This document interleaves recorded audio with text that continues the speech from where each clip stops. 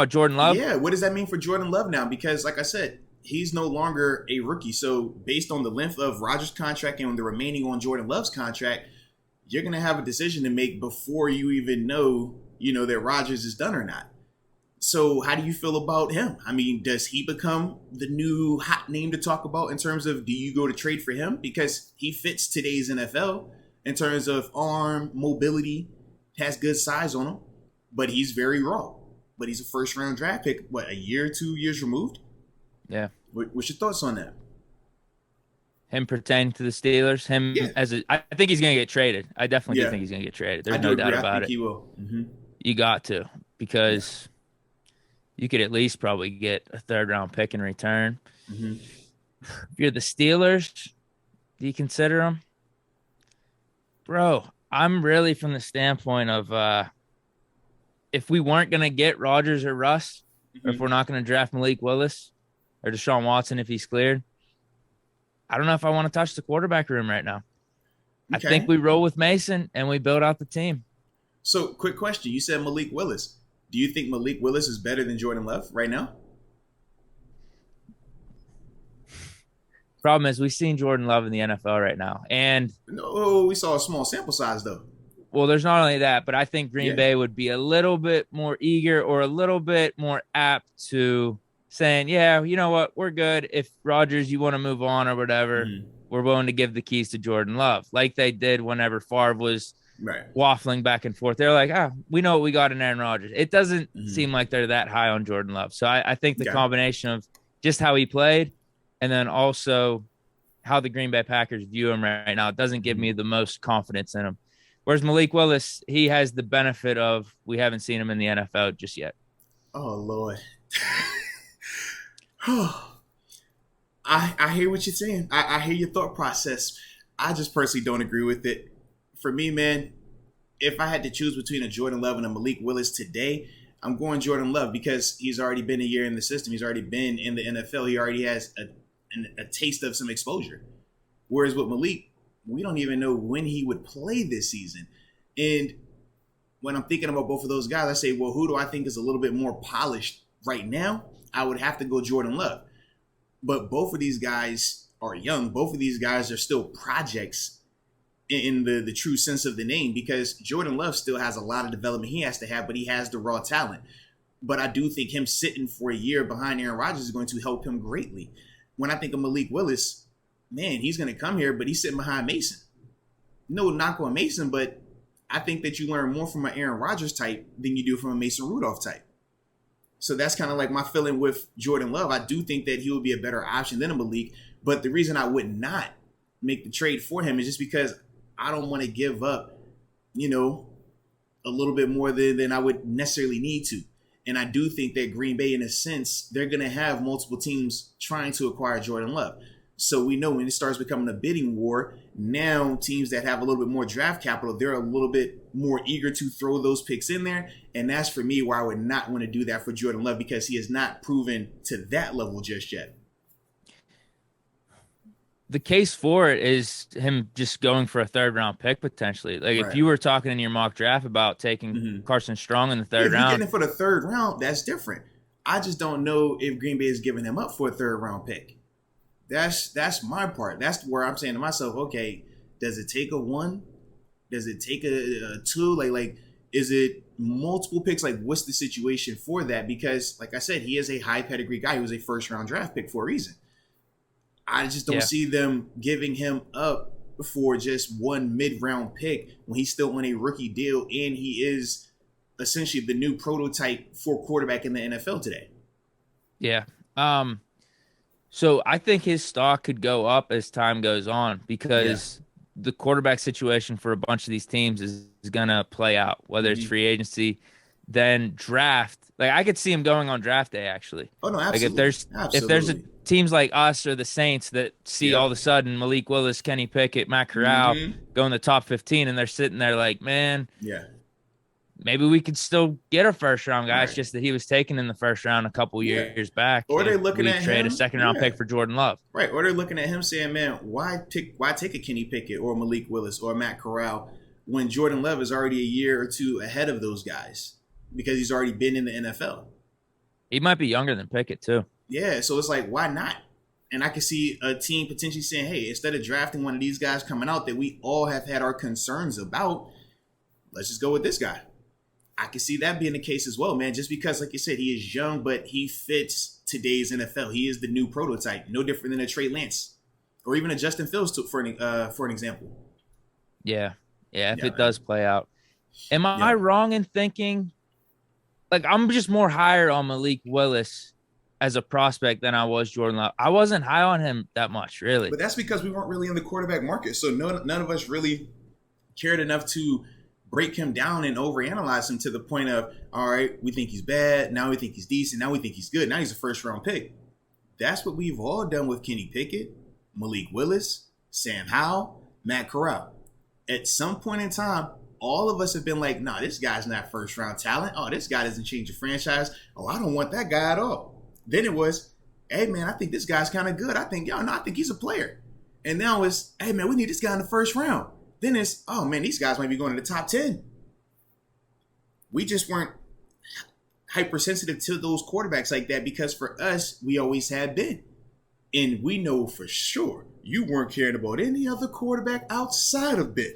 So Well, I thought I Green Bay think was that's the stupid to biggest even take reason. Love. Absolutely. So I think that's the biggest reason why this whole Jordan Love situation was like that. And why we're, oh man, what was our thoughts on him? We didn't have thoughts on him. We only cared about, okay, we're going to talk Trevor Lawrence because he's the big name. We'll talk to some of these other quarterbacks during that time frame with the big name. And obviously Trevor Lawrence was a year after him, excuse me. But it was like, man, we just didn't have a need. We didn't have that need. So it's like, why would we be spending a ton of time talking about the second or third best quarterback in that draft when we didn't even need a quarterback in that draft? And that's the biggest thing that I think. A lot of people are trying to compare him to Mahomes too, which was Mm-hmm. kind of getting ridiculous at that time. I mean, he's obviously he's not going to be Mahomes. Whereas Malik Willis, I mean, there's not really much comps to him, but what he does have is that Mm-hmm. explosiveness that Mm-hmm. Jordan Love didn't really have like that. I mean, Mm-hmm. Jordan Love had the arm talent, but man, like I just that's why I like Malik Willis too, though. Like Yeah. we could bring him in and we could win with his legs at least. I think rookie Mm-hmm. year But he he's brings not that going to play his rookie explosiveness. year. I don't see him beating out Mason I don't Rudolph think right he is away. either. That's the thing that's frustrating though. So there As we much as go. I say I want to take Yeah. Malik Willis, I do think he'll sit behind Mason Rudolph, which will make it a waste of a pick, which sucks. If So I'm the your GM, he's answer, starting yeah, day one. yeah. That's my only thing, man. I don't feel like those guys are going to drastically move this needle for this year. And with Jordan Love, honestly, I mean, even though I feel more confident in him than Malik and Kenny and this classic quarterback, I still don't even know if he's that guy just yet because we have not seen it It's from the him. same thought Yeah, process. It's not absolutely. even necessarily about Jordan Love. It's about just bringing in a unproven quarterback at this Yeah, point and what yeah, that's going to cost us. So with Jordan Love, that might cost us a second round pick, a third round pick. right, Would we rather spend that on offensive lineman or right. another position on defense, something like that? Mm-hmm. Maybe. I mean, because it's just like, how much better is he going to be than Mason? He has more upside, Right. obviously. And Yeah. it's the same thing with Malik Willis and probably the same thing with Kenny Pickett. But are Mm-hmm. they going to play immediately? And if we're talking about actually competing this year, how much does that really help us? Yeah.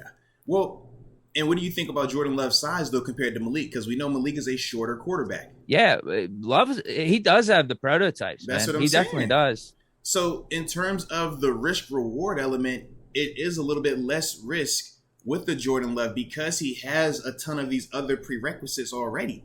Whereas with Malik, the thing that stands out is what the athletic ability.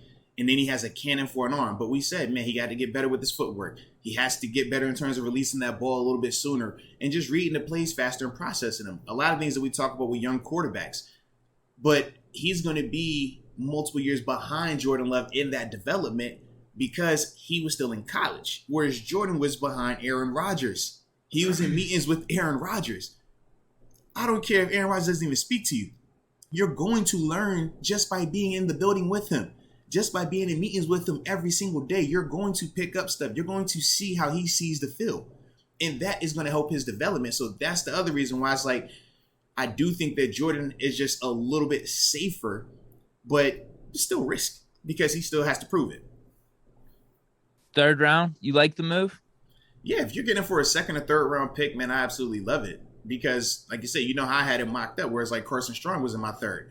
But yeah, if I'm looking at Jordan, I'm like, yeah, give me Jordan the third all day because I think that he would still be viewed as the best quarterback if he was coming out this year, or one of the best quarterbacks if he was coming out this year. I just personally feel like that. I understand that Kenny had the numbers, but when we're talking prototypical size, when we're talking about NFL ready and, that perfect blend, Jordan is that guy. He is. That's just the nature of it. I would say worst case scenario, he'd be in the mix with these quarterbacks. Okay. So he'd be being talked about in the first round. Mm-hmm. But if you're telling me you're getting him for a second or third rounder, then that's where the value is. Mm-hmm. Because you're taking Pickett in the first round, you're taking Corral in the first round, Willis in the first round. Whereas, yeah, you could get a first round talent for a second or third round pick. Yeah. So I mean, it makes sense to me. It really does. But part of me just wondered, I don't know if he's even better than Mason Rudolph right now. Yeah. Or, I mean, hell, Dwayne Haskins for that fact, even. Mm-hmm. Well, either way, we're going to get a chance to figure it out, though, because the way the Steelers are moving right now, they're going to give us ample opportunity for those guys to get evaluated. But that's just kind of, where I'm at with Jordan Love. Like I said, I think he would be the more intriguing prospect to me of these draft picks, but I'm not in a rush to go bring in Jordan Love because he still has a lot to prove. Yeah. See how it plays out. Absolutely. See how the whole quarterback landscape plays out, too. Yeah. Absolutely. Because I don't think, what's going to happen first? I'm assuming the free agent quarterbacks will be signed, and then the Jordan Love trade talks will start taking place closer to the draft, maybe even draft it. That's how I'm assuming. Because you don't think they're going to be quick to move him then? Well, no, because you got to think the teams that are quarterback needy, they're going to obviously be trying to acquire these free agents that are out there.